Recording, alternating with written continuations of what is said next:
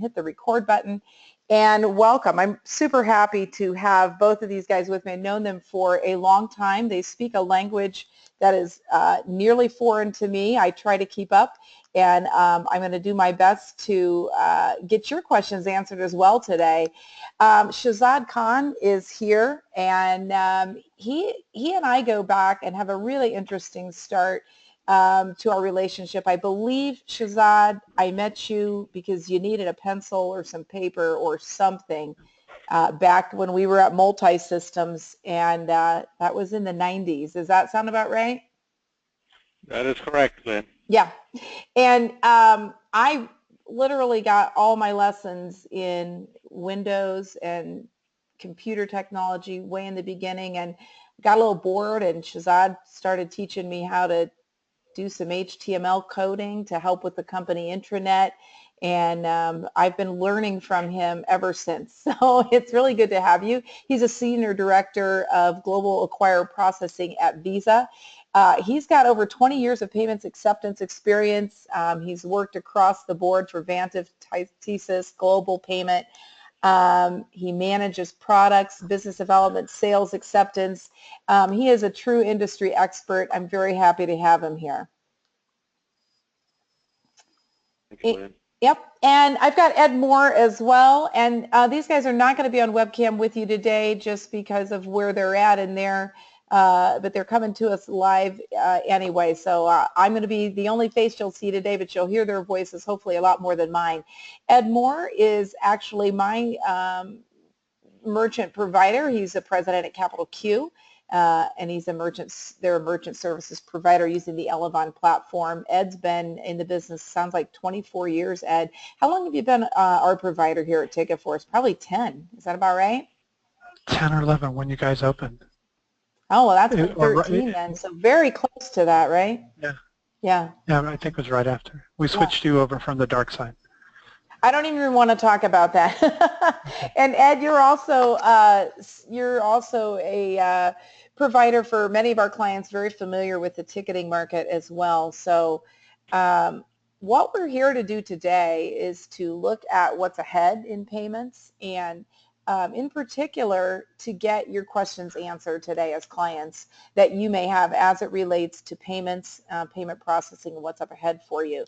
So before we start into questions, I wanted to just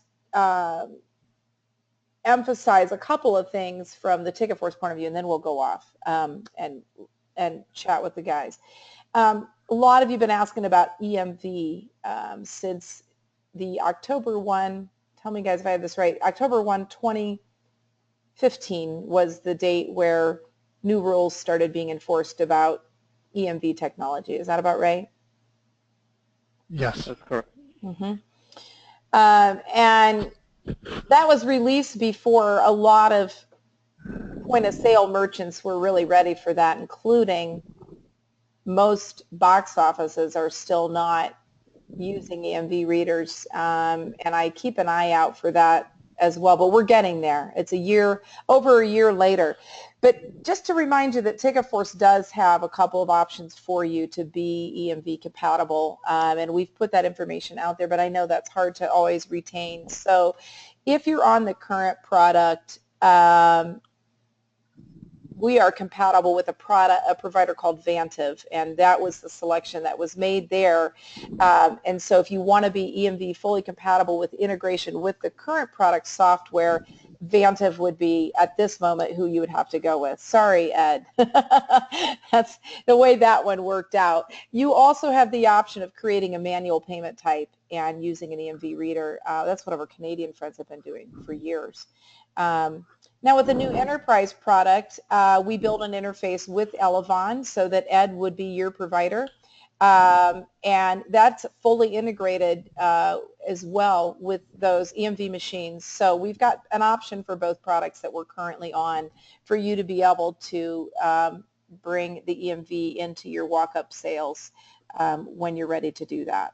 So let me just start off by getting both of your opinions and your input into most of the box offices here are still likely using manual swipes or the swipes for their sales. What is the risk of that, and how is that growing if they continue to do that, or how long is this period going to be to where you can say, you're going to have to make that switch soon? What's your input on that?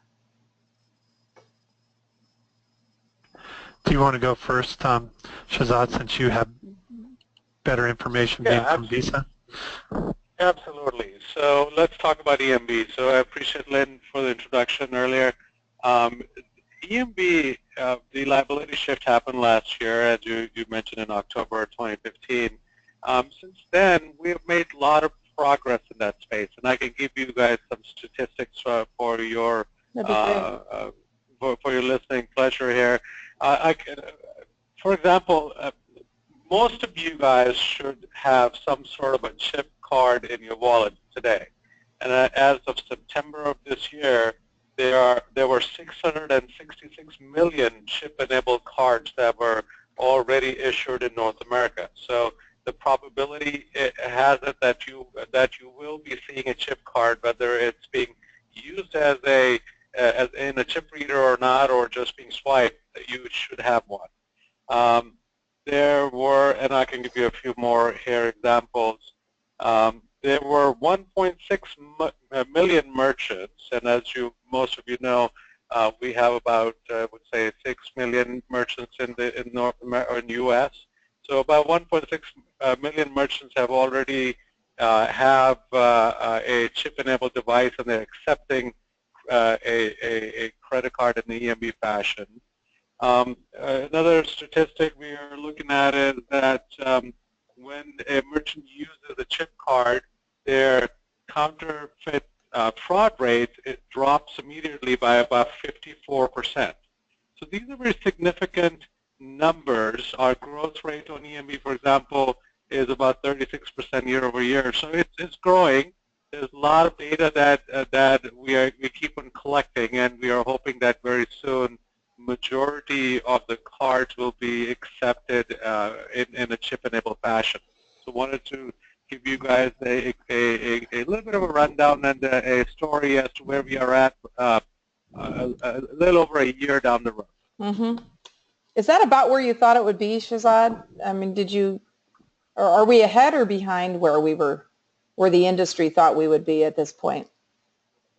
So our goal when we set the liability shift timelines was to make sure that everybody had enough leeway to come on board. But as we all are human beings, majority of us waited until liability shift happened before we started certifying EMV solutions against our acquired processors. So we are well on our way to get where we wanted to be. It's a little bit delayed, but we're working through it. Mm-hmm. I get this question a lot. Ed, you could both answer this, but I'll throw it your way first.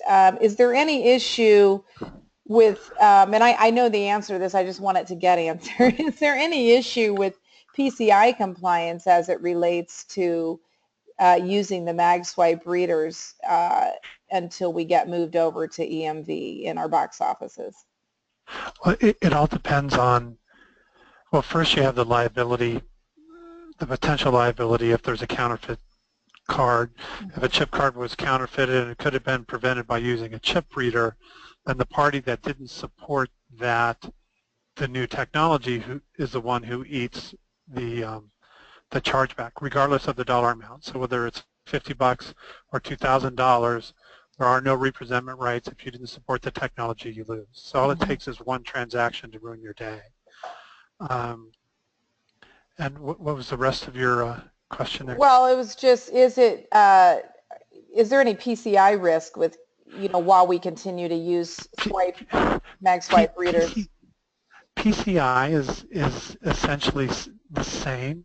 The new interface that you all are introducing is going to provide end-to-end encryption. Mm-hmm. So it's point-to-point encrypted. So at the actual device, it's encrypted there, and it remains encrypted until it gets to the processor.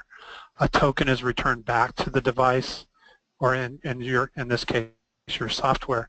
So there's no actual card data that your system is touching. Right. So that helps ease the PCI burden. Yep. And Lynn, if I may add, if yeah. you don't mind, so two different standards is what we're talking about.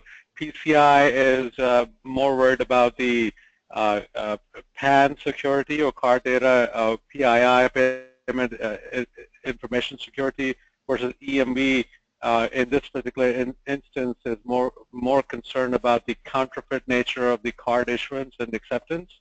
So two different environments, and like Ed mentioned, PCI's responsibility is to reduce the scope of primary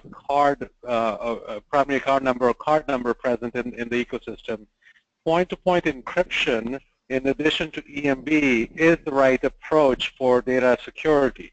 So like Ed was mentioning, take a look at if your EMV-ready device, when you have one, is also doing point-to-point encryption. Those are two important technologies to have. Mm-hmm. And Ed, as you're saying, the devices that we're providing in particular with our new solution, but also that you can obviously provide any of your clients do fall into that category that Shahzad just mentioned. Correct. Yep, that's great. And we do get that question on the point-to-point encryption quite a bit. Lynn, if you look at it on both technologies, point-to-point encryption actually is securing your transmission of data, while EMV technology or chip technology is protecting cardholder against any counterfeit cards. So complementary, two different technologies, but complementary to each other, and when combined together, give you the best security possible. And, Shahzad, why, obviously with the counterfeit issue, that's why the EMV, it's much more difficult to duplicate. Is that what you're saying? But are there still going to be instances, and are people able to create counterfeit cards that will get read by chip readers? That's a very good question. So the chip that is present on every card is customized to you as a consumer when the card was issued. So the possibility of your card data and the security code that belongs to that chip, getting that counterfeited is extremely hard. It's basically an encrypted data which, when activated, creates something called a cryptogram. So I don't want to get too much into technical piece of it, but that cryptogram or security encryption that is deployed using that chip is specific to Lynne, for example, for your card number. So anybody can counterfeit the credit card number into a plastic, but they cannot counterfeit the actual cryptogram generation ability and the secret that is installed for Lynne off of that card. That's why it becomes much more secure. Yeah. Obviously, the mag swipes have been pretty easy to duplicate and steal numbers from and whatnot, because we see that quite a bit, right? It depends in which region you're in. Traditionally, when EMV was deployed outside the U.S., we started seeing a lot of that fraud move over to e-com and then to U.S. And now that we are deploying EMV in the U.S., we do see that fraud moving over to e-com, but we have other e-commerce and we have other solutions to prevent that from a card brand perspective or Visa's perspective. So we are playing that cat and mouse game, right? So we're trying to stay one step ahead of the fraudsters from taking or stealing data and using it for wrong reasons. And we're glad to see. I mean, our businesses all depend on people being able to make and feel comfortable with secure online transactions. Obviously, we see that as a huge part of our business, and that portion of our business continues to increase all the time. And then, of course, none of us really think walk-up sales are going to go away forever or in their entirety. And in some markets, it's still a pretty big deal. If you think about one-day events or last-minute events, those types of things. You get into fairs and those types of events, people are doing a lot of walk-up, right? They don't necessarily want to commit to the event ahead of time. So we don't see that as going anywhere. So having secure processing and easy and fast, which we'll get to in a moment, is really important in the market with everybody who's on the phone today. Does anybody have any questions at this point about chip reader in general, EMV, and you can type in that panel. If I don't see it, Amy can jump on and read that for us. So feel free to use that question panel as we go. How long are we going to need the ability to swipe cards? Is there anything where, like we have right now when we've had the swipe or the key in option, sometimes the mag swipe will go bad and it just won't read, and then we have the option of keying that into the software. Are we going to continue to need to have the ability to swipe 1, 2, 3, 4 years down the road? Or is the mag swipe going away entirely? What do you see there? I will answer from the perspective of fallback and let Shahzad, because being at Visa, he knows what's going to be happening and how soon the stripe's going to go away. But just like today, if the stripe doesn't work, you can fall back and key in a card. Today, if the chip doesn't work, you can fall back and go to swipe, and if that doesn't work, you can choose to key. You no longer are required to key as a merchant. Okay. So if the chip doesn't work and the swipe doesn't work, you can actually refuse the sale. Okay. And Shahzad, correct me if I'm wrong, but I thought that was new for October. You're absolutely right, Ed, there. Visa requires at least 2 different ways of accepting the card. So if there's a chip reader is broken, you can swipe the card, but there has to be 2 ways. So eventually, you're right, the swipe could go away. It's not going away anytime soon, though, I'll tell you, but just because the way cards are being used. But our goal is to move away from a contact mag stripe into a chip read card in a terminal. So that's what all card brands' goals are, at least Visa's goals are. Yeah, I just pulled my chip card, my Amex, out of my wallet, and sorry, it's not a Visa. And it does have it's got both, obviously. So everything that I have, I do have a Visa here, Shahzad, to keep you in business. So both of them have chip and a swipe on them, which is all I've seen so far. So I just wanted to find out how long that's gonna stay in play. Reason being, it gets me to the next question, and I'd love to hear what your take is on, and Shahzad, you and I talked a little this morning, but when you're in a box office, this group of people that is represented, our clients, most of the time is of essence. And we've gotten used to swiping a card, and in our system, as soon as you swipe, our response time with everything happening is usually under 2 seconds. And at that point, a ticket immediately starts to print. So it's very fast. The transaction is a couple of clicks. You swipe the card, the tickets print out, and you go on. And so the concern from this market has been on those, as long as that swipe is there, if people have time, no problem. But now if you've got a very busy event and a big line and you've got to get thousands and thousands of people through the line, if they're inserting the cards like they should be when they have that capability, but it's taking another 10 seconds per order, I know what box office operators are going to do. They're going to quit and they're going to start swiping. It's the same thing that happens if there's an internet problem and we're trying to scan tickets.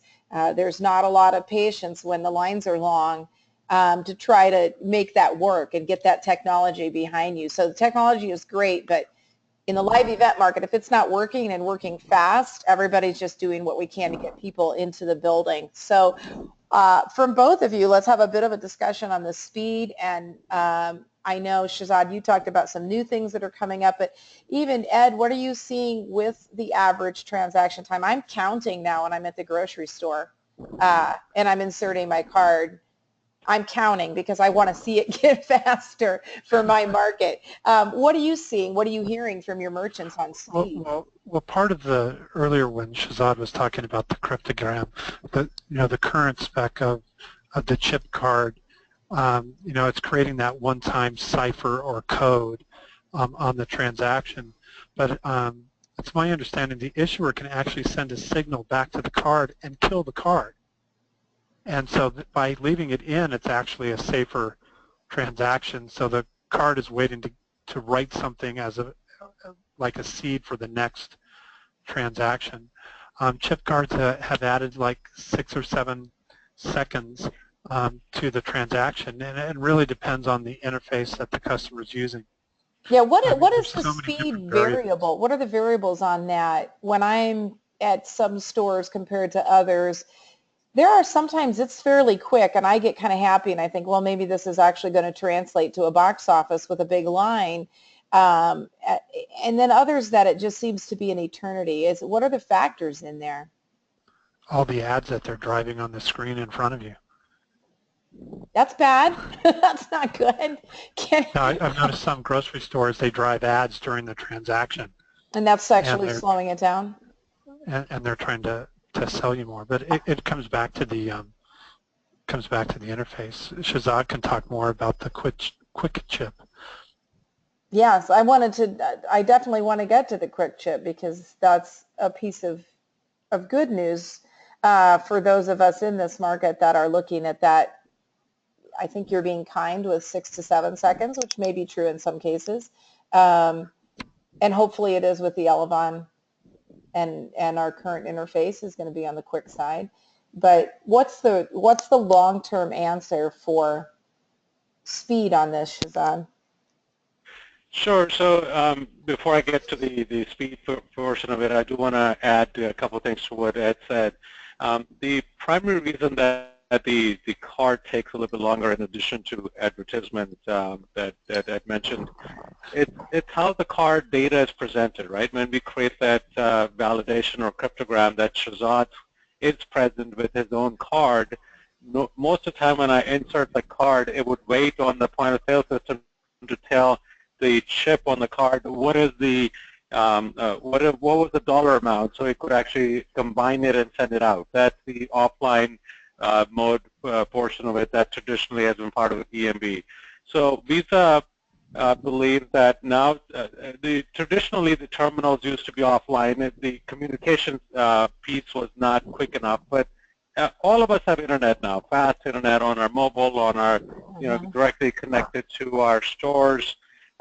So we call it an online mode where we don't have to wait for the cryptogram to be, for that dollar amount to be given to cryptogram. We flipped it around and said, okay, as soon as you insert the card, the terminal will validate that the card belongs to you. And once that card gets validated, we can turn it around and send it through for a dollar amount from the point of sale register and authorization. So I'm giving you a little bit more deeper information here, but the goal here that Visa wants to promote is to make the chip inserted card into the solution just as fast or similar from speed perspective as you traditionally swipe that card. That's good news. So that's good news. Yeah. It's coming. We have been experimenting as well as releasing in certain larger merchant environments, and then it will trickle down to everybody else where you insert the card and within less than 2 seconds you can remove the card and it becomes as fast as you swipe the card. Yeah, you get under 2 seconds, you're exactly right. That's what we're used to, and that's the kind of speed that, again, when the line is an issue, that's going to be very helpful. Did you want to talk about quick chip, or was that what you just, did you just use layman terms for what you just described? That's a good point. So the technology I just described is called quick chip. That's Visa's version of it. All of the card brands, we released our technology about a year or so ago, right after EMV. Realized or recognized that the lines were taking a little bit longer to validate those cards. So we went back and took a look at all the algorithms from Visa's perspective and figured out how to speed it up. And we released our new specifications to EMV, and it became an EMV specification. So all of the card brands have also followed suit. So you will see technologies like M-Chip Fast from MasterCard and QuickChip from Visa, which are now being enabled into these solutions to make it faster. Do the card issuers, like, does it make a difference if I have a Citibank card versus a Wells Fargo card? Does the issuer make a difference on the speed? No, it does not. It's the acceptance or how the card is presented to that terminal is what makes the difference. Okay. Different issuers will use different technologies. So you have some cards out there that have a chip on it. They have the mag stripe, but they'll also have a Wi-Fi signal, symbol on the back of the card, and that card can be used for tap and pay, and that's a very quick transaction. Because isn't that essentially emulating a mag stripe, Shahzad? That's a very good question. In the past, it was emulating a mag stripe, but moving forward in the EMV world, that contactless card is what we call it. It's actually emulating a EMV signal similar to QuickChip. So QuickChip actually takes on from the contactless EMV signal that is presented. And by the way, it's the same technology as Apple Pay and Samsung Pay, where an NFC chip is actually transmitting that data. It is still running on EMV standards, but in a much faster way, and that's what QuickChip and M-Chip Fast is following to speed things up. So that's very cool. Yeah, so we can be looking for that. Is much faster. Yeah, and I'm still getting a lesson on what all qualifies as tap to pay, but essentially, Ed, I know that the readers that you're going to be providing to our clients are going to accommodate swiping, inserting, and tapping. And so I wanted to just kind of define a little bit what is the tap to pay. I think, Shahzad, you touched on it there a little bit. And is that the way we're going in adoption, or maybe recap a little bit of what we talked about this morning as far as, is that going to be the answer for speed? Certainly. So when you dip something somewhere, so there's a mechanical piece of it, right? So, but when you tap or swipe a phone or a card, there's really no mechanical piece to the parts to it. So it becomes much more faster and speedier for that data to be transmitted. So Gotcha. Absolutely, you should take a look at it from. And if you like, I can talk a little bit about the Pays, the Apple Pays, and the Samsung Pays in that manner. Yep. I'll let you drive. Yep. I mean, Ed, what are you seeing? You look at a lot of reports. Are you able to distinguish on your merchants how many tap to pays are coming through? The metrics I see, I'll see C for chip, which will include the contactless, like Apple Pay, and then I can see whether it's swiped or it's keyed. I don't have the metrics that let me see that it's Apple Pay. Because it's EMV, it's lumping in there because it's actually looking like an EMV transaction. Okay. And I'm sure there's a report back in the raw data that would be there somewhere. But what I found when we're training merchants, and we show them Apple Pay versus inserting the card, the Apple Pay is just so much faster. Yeah. Or Samsung Pay or Google Wallet. Citibank is releasing their own wallet for all of their customers. And you're going to see more banks releasing their wallets where it'll be tap and pay. And again, it's going to be emulating that mag stripe. Okay. Visa, during the Olympics, you guys were testing out rings, weren't you, for tap and pay? That's correct. It's the same technology, and it really gets into wearables. So whether you have a a mobile phone on yourself, or maybe a band, a wristband for your for arenas or going to different shows and events. Or we also were talking earlier about maybe just a Band-Aid-like sticky that you can stick on your hand, and then you can use that for payment within your arenas. All of those are variables, and they are also part of that bigger EMV equation and security equation that we talked about. So all those wearables, like if I've got my Fitbit and I tap it at Starbucks, that falls into the EMV model technology. The technology is the same, correct. The emulation of that technology or the data that is passed on is all NFC data using either RFIDs or NFC chip itself. So everything gets tokenized and put into one of those solutions, whichever wearable solution you have, or mobile device, or Apple Pay, Samsung Pay, or the Apple Watch is what I was trying to get at. So, you know, when those variables become available, a token is passed, and it becomes so much more faster than somebody going into their wallet and finding your credit card and then tapping it. Now you can quickly, you know, pay with it. Right. Amy, would you create a poll for us just to see if any of the people that are in attendance, you can just do a yes, no. If any of them have a tap to pay enabled card in their wallet right now, or if they have a wearable with a you know, tap to pay function. So you can just say, you know, do you have a, and they can choose any of those on the answer. Well, I'll let her do that and then execute that poll when she's ready. We'll take a look at it and it should pop up for us.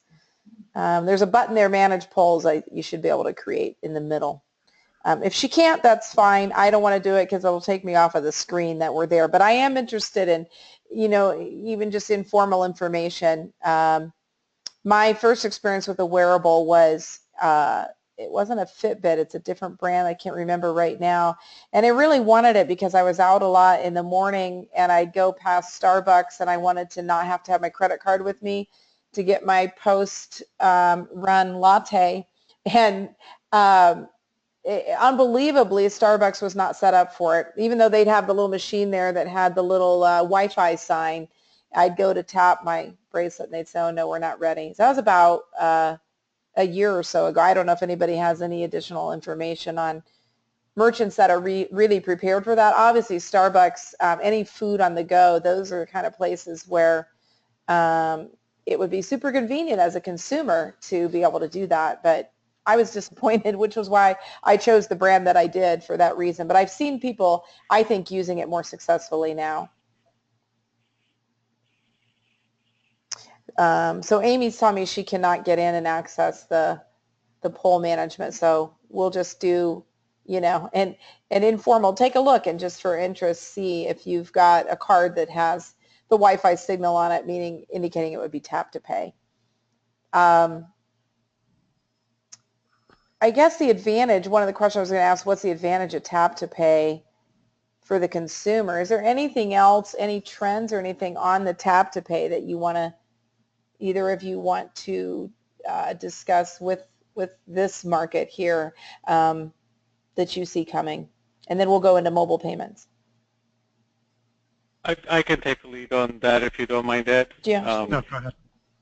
So tap to pay for a credit card with a wireless antenna built in off of the chip is a technology which works flawlessly. It's been around for many years, I should say a couple of decades now. And some of the territories or geographies in the world, I should say, have used it very heavily. The issuers have banded together and have created a standard saying every card issued needs to have that contactless technology. That is not the case in the U.S., and U.S. is more around leapfrogging from there. Right? So rather than you having to carry a wallet in your pocket full of cards, the goal is what is that technology that will take take that wallet out of your pocket and make it seamless, all the information available, payment information available seamlessly. So in my mind, or from where I said, I see the leapfrog of technology from going from a credit card with a mag stripe to a chip and then to a contactless built into it. We're just simply going over to wearables, including mobile devices, the watches that you can use to pay with a token or a chip, or even Visa was showcasing the ring pay, where a chip is built on any one of your rings. So, Lynn, you can have one in your wedding ring, for example. Brad cannot track you where you are, I'll tell you that. Man. But there will be a chip that you can embed in your wedding ring and be able to pay for it. So in my mind, we're leapfrogging that whole genre of contactless cards and making it more personable for the consumer to have a solution of their own choice and leave the wallet at home eventually. Gotcha. What about, and thanks, Chris, I'm getting one response that said, I don't have any tap to pay in my wallet, neither do I. So thank you. Any of the rest of you that want to jump on there, or maybe if you do have a tap to pay, and you can go ahead and jump on there. What do we do about ID though? I mean, they're, part of is EMV supposed to be taking the place of the security? If I've got a wearable and I drop it, and it's, I lose it, I'm not aware of it in a crowd or something like that, anyone can just start buying stuff. How are we addressing security in with the wearable technologies? Is that question for me, Lynn? Either one of you, what you're seeing sure, for people's concerns, So, let me start real quick, because what I'm going to say is what Visa and MasterCard say don't do.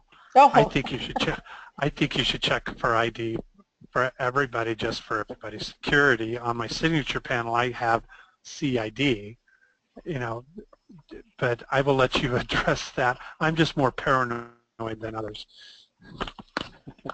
Gotcha. So like if you tap to pay, you may still have to sign. Is that true? And then they could check the signature with your ID? No. Yeah. So technology is getting much more better than that. I don't remember or recall in the near history a day when I paid for my restaurant bill and somebody said, let me flip your card around and compare the signature. So right, that's true. Or show me your ID, unless it's like a high price item, like if you go to one of the electronic stores and buy a 54-inch TV, that's when they want to take a look at your ID.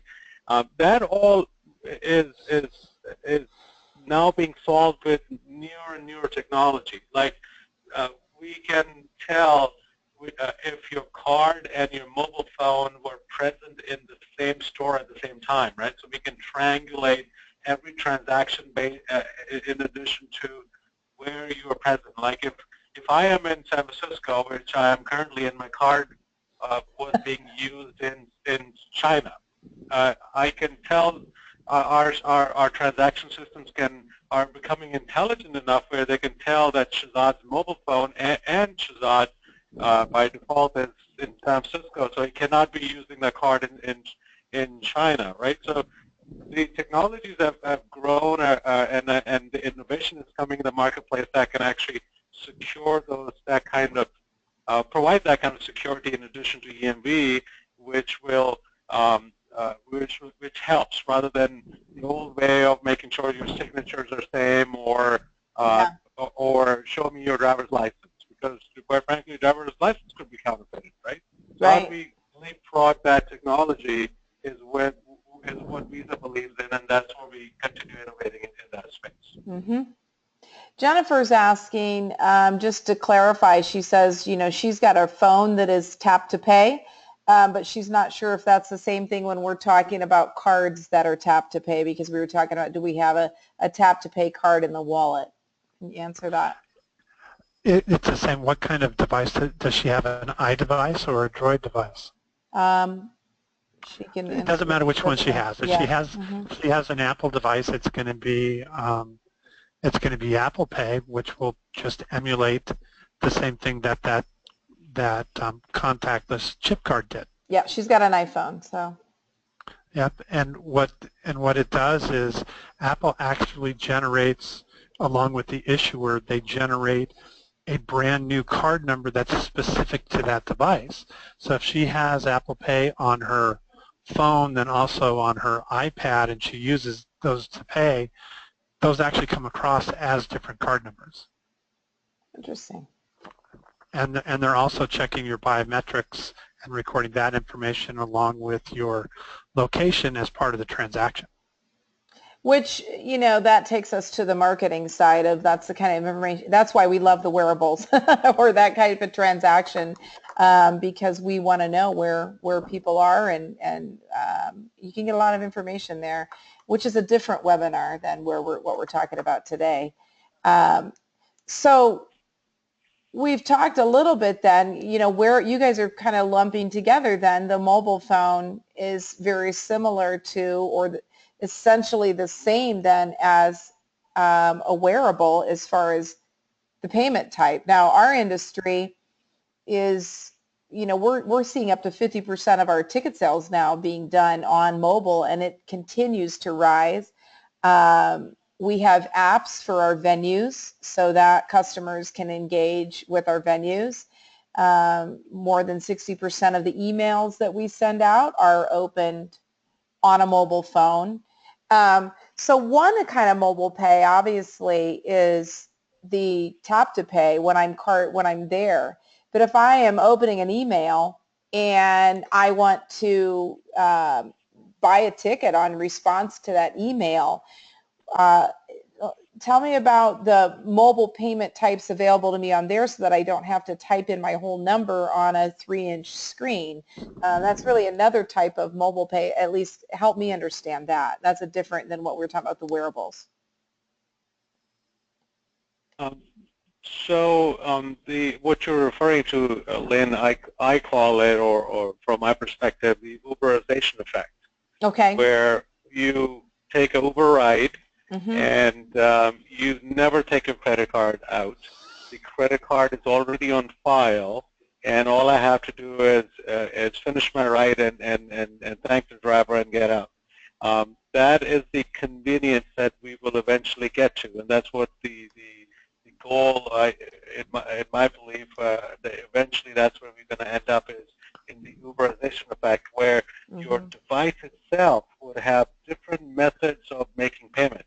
Right. Visa, for example, has a technology called Visa Checkout, and you've probably seen it on e-commerce site quite a bit, where if you go to 1-800-Flowers and order a bouquet of flowers, you can actually, with one click or swipe of the icon, you can make a payment from your mobile phone, and it's done. So Visa Checkout, which is card present, or e-commerce solution today, and then you have Apple Pay, Android Pay, all the pays that you see, Samsung Pay.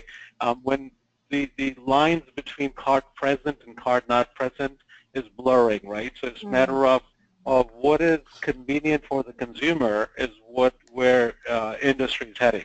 How can we make it easier for the merchant, and in return make it easier for the consumer to seamlessly make a payment, or seamlessly pass the credentials on for a authorization, is the wave of the future. Yeah, for sure. I mean, if you picture, like you push people at live events to say, hey, when people are arriving to your venue, and our new enterprise product offers geofencing around that venue, so that if, assuming you have that you go to that venue a lot, we've gotten you to download the venue app or the TicketForce app. When you get within that range on that geofence of that venue, to be able to push notification out for people that don't have tickets yet and say, hey, save the box office line, buy the ticket on your phone. But if I've got to type in 16 numbers on a pretty small screen, and an expiration date, and it's sunny outside, those are just barriers to making that happen. So those forms of pay, and I take it it's got to be one, you've got to have an iPhone, you've got to have Apple Pay, and then you've got to have Google Pay as well. Yeah. Right? It's per phone. It's based on the phone operating system. So that's a very good scenario, and Lynn, there are plenty of scenarios like that, and then that's where we, Visa from our innovation side, we've been trying to solve for. And so I mentioned our own product called Visa Checkout, which actually will be perfect integration into what you said. Rather than Shahzad or Lynn entering 16-digit numbers with expiration date, you can just swipe the Visa Checkout option on your app, and it will automatically transfer the credentials and buy that ticket for you. So just make it as simple, as seamless as possible is what our innovation is all about. That's what Visa is driving towards. And Ed, how do those payment types, is there any change with your relationship with your merchants when it comes to those payments, or are those cards being stored in one of those Apple Pay, Google Pay, Visa Checkout? Does that make any difference at all in, from the merchant side of things? I'll just, for simplification, I'll just call that a wallet. Okay, it's like an e-wallet. Right. So whoever that provider is, whether it's Visa, MasterCard, American Express, Apple Pay, Android Pay, or Samsung Pay, they're responsible for the wallet, and what they're doing is when you're choosing that technology to pay by it, it will, it's going to provide the token or something that represents the card for you to complete the transaction. And on our reports from the inside, again, is that something that really it doesn't matter where that card's residing, so we're not necessarily going to know outside of we're not going to be able to report necessarily on which of those payments when they come through were done through a wallet type of payment? I haven't read the specs, so I don't know. Shahzad, would that also be considered, if they use Visa Checkout, for example, would that also be considered a verified by Visa transaction? It could be, yeah. So depending on how the data is being transmitted, yes, verified by Visa is, in the old days, it used to be called 3D Secure for e-commerce, is now being used in card-present transactions. So Visa Checkout, I give you an example, and I'm not promoting our product here, I just wanted to talk through a concept that Visa Checkout, for example, has the abilities to what Lynn mentioned earlier about geofencing, a verified by Visa to make sure that this card belongs to who they say it belongs to. So all of those technologies have combined to create this newer solutions that we could use in event application, for example, to quickly swipe or touch a button and pay for a ticket before you get to the line, and all you have to do is either show your receipt, your barcode, or whatever, however it works, that you can quickly go through the line and not stand in front of a box office for 30 minutes to get your ticket. Right. I think 30 minutes is too much time, but it would be faster. That's what we're after, yeah. So we call it line-busting technology. So however we can bust lines, that's the best way. And if you go to Nordstrom, for example, you don't have to stand behind a register anymore. You can go to any one of those associates, and they can use their little solutions to scan your items and pay quickly, so that you don't have to stand in line for 15 minutes to pay what you just purchased. That's what we call it too. We don't, we like lines in live events only when they're moving and, they create a buzz, but obviously we'd love the line to be just going right into the building rather than long lines at the box office with, transactions that are taking too long and those types of things. So what else? And then we're going to open it up for questions. So if the attendees want now you've got two, from the merchant side and then from Visa, you've got some good resources at your fingertips here. If you have questions, don't worry about, if there's something that you don't understand. These guys will tell you this is a complex a complex world to be involved in, and it is ever changing. And what we find here at TicketForce is that even a lot of people that are involved on the issuer side, those types of things, are not always as up to speed as Ed is. And we have a lot of frustration sometimes getting people to understand what the roles and what's the difference in a gateway and a merchant account, all those kind of things. So please feel free to ask any questions that you want. Type in the question panel there.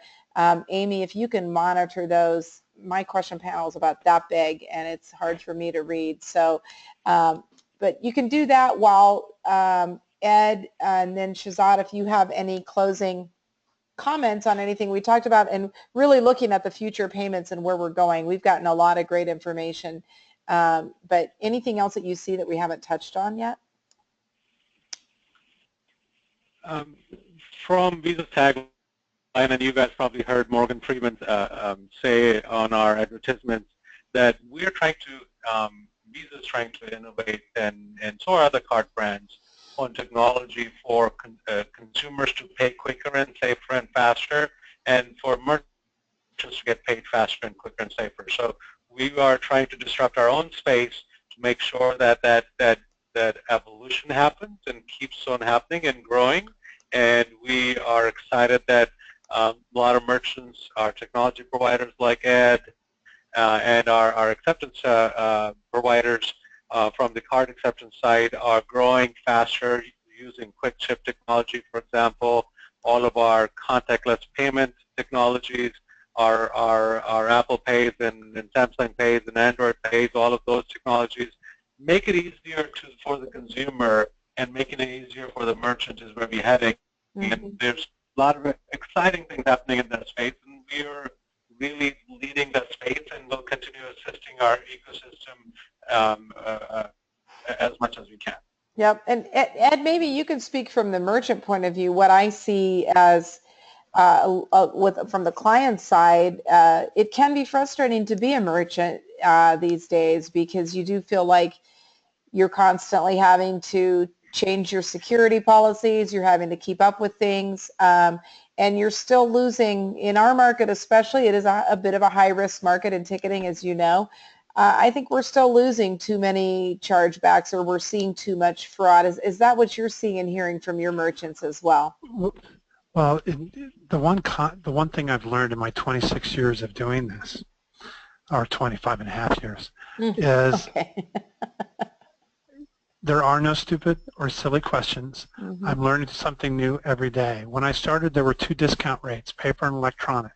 Today, there's 1,246 line items between interchange and assessments for the U.S. region between Visa, MasterCard, Discover, and American Express. Mm-hmm. Our industry is very complex, and we take the time to educate merchants to understand, at least the basic of the components, so you can identify where you have opportunities to save money. If we were to, we had talked briefly about it, and I think it's on your roadmap, but verified by Visa and Secure Card, when you have when you're using those technologies on a e-commerce payment, they can't charge it back, or they can always charge it back. You right. have much more protection as a merchant when you have a verified by Visa transaction, because they can't say that, oh, it was a fraudulent sale, because the whole point of verified by Visa, there's a secondary form of authentication. Yep. Yeah, we are able to offer that. So we're in early implementation, as you know, but I think that's going to be incredibly helpful. And if you're using verified by Visa and Secure and those other technologies by MasterCard Discover, there's special pricing at interchange, and so there's a reduction in the discount rate for certain classes of cards. Well, we like that. We all like reductions in rates, because those again, when you're on the consumer side, I love the benefits that I have with my cards, and then on the merchant side, we know that we feel like we get stuck paying for those frequently. So I know that's good to hear that those rates are rolling down. I'm not seeing any questions, so I have one that is probably not for Shahzad.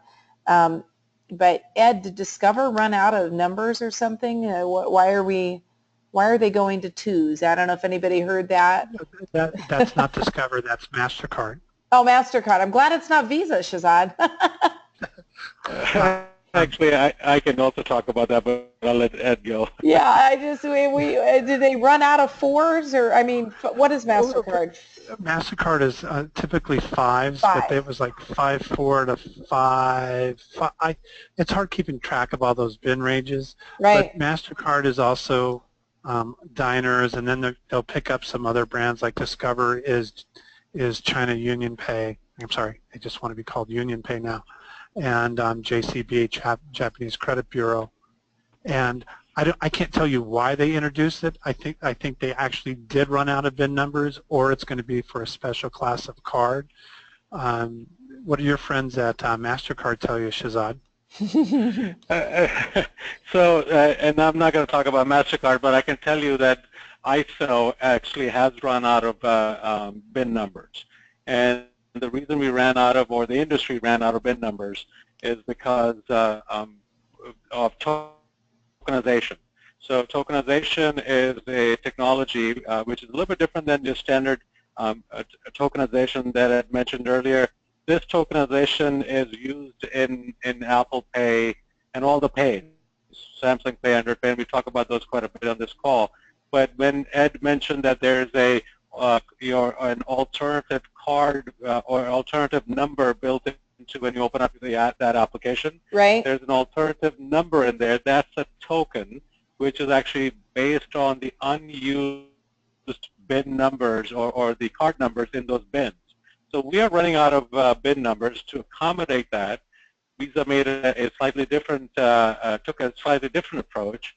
We changed the bin number from first 6 to first 8, I believe, is what we've changed. And MasterCard decided to do a little bit differently, so they started a new bin range for those cards to have extra tokens to be included in those pays. And so we talked about Apple Pays today, but the future is more going towards the Internet of Things, or IoT is what it's called. Mm-hmm. So all of these solutions at some point will have a token which will look like a credit card, and it's unused credit card numbers, which is secured by an active card number, which is a different security technology, by the way, based on the EMV code. So unlimited number of cards we can issue now worldwide, apparently. Not unlimited. There's still a limit, but much larger limit than what we had with our traditional card ranges that we had. Yeah. Well, what we're talking about, if you didn't quite catch it at the beginning there for the attendees, is that if you get used to when you're working in the box office, or maybe if you're keying in card numbers, that MasterCards would normally start with a 5, and they've now started issuing cards that will start with a 2. So it's going to look very different. You're used to Visa being 4, Amex being 3, and Discover being 6. So I get those all right, Ed? Well, Amex is 3.4 or 3.7. I can send you. Sorry. Yeah, I know, right? I'll give you I can send you the bin range list if That's you want. That's okay. I just having trouble falling asleep tonight. Number 2, you know, yeah. Number 2 is now going to be used by MasterCard cards that start with 2. So I don't know how much keying in people do, but like for people to be aware of that. Any final questions? We're at the top of the hour, and we want to respect everybody's time today. I've learned a lot, and I really appreciate the input today. It's fabulous to know somebody at Visa that we go way back to supply closet bonding over, Shahzad. And Ed, it's wonderful to have you as well, and you guys have both been incredibly helpful, and can continue, Ed in particular can continue to be a resource if you've got questions and things that come up. I didn't put your info on there, but I should have. So we're happy to pass that along if you've got processing questions in specific. But any other questions? Amy, are we seeing any right now? I don't know if she's still watching for us. I don't see any. Okay. All right, then I'm going to, I'll let the guys go, but I'm going to do quickly execute a poll here because it is our TF Live week, which is our digital conference for clients where we're taking content that you would have normally had to travel to Arizona for to get in person, and we're putting that digitally in this format for you, one session each day. And I just kind of go ahead and launch the poll. I would like to know, out of everybody here today, have you been in attendance so far this week at all the polls? Or all the polls, all the sessions? That's what I'd like to know from you. So we'll go ahead and answer that and see what kind of, wow. I'm not sure. I know there's a drawing for a Surface at the end of the week. Fabulous to see these answers. So far, we're at about 70% of the attendees today have been at all three sessions. So that's great engagement. We really appreciate that. And we hope that it's been meaningful for you this week. Check your email. We did send out a video that was some of the staff members just saying hi to you and getting a chance for you to take a look at some of the TicketForce staff members that you may have met had we had this conference in person. And so we want you to take a look at that. And again, thanks for your participation. Just a quick word, you don't want to miss tomorrow. Grab your group, grab your team, and get around your computers. Diana Martinez is going to be with you as our guest speaker. She's an inspirational speaker, former CEO of Second City in Chicago. And we had the privilege of bringing Diana here and spending a day with our TicketForce team. And what she does is talks about team building and innovation, communication skills, thinking outside of the box, all those things that can make your team and your venue, no matter how big or small, really more effective and enjoy working together and bring innovation to your team. So of course we will be recording that, but I think you're going to enjoy it more on the live. So please make sure to check that out. Make sure that you're registered and do everything you can not to miss Diana Martinez tomorrow. Amy, do you have the time for that in Pacific time? I'm not looking at it right now. I can check. Okay. Just want to be able to announce that, and then we'll close for today. Yep, we ended up with 63%. Is it noon Pacific time? Yep. Okay, so count back from there or count forward from there. Noon Pacific time tomorrow. Oh, 11 Pacific. Oh, it's 11 Pacific. So we're just playing with you there. I forgot we changed time. It's noon on our calendar here in Arizona. 11 Pacific, 12 Mountain, and 1 Central, and 2 Eastern. Don't miss that. Amy will be here to introduce Diana Martinez to you, and we truly look forward to you hearing her. I know you're going to enjoy it a lot. Thanks again. Shahzad, thank you. Ed, thank you. You're welcome. And again, this session has been recorded. Look for the link soon so that you can share it and review it, as there has been a lot of material here today. We appreciate it very much, and that concludes our TF Live session for today. Thanks, everybody. Have a fabulous afternoon.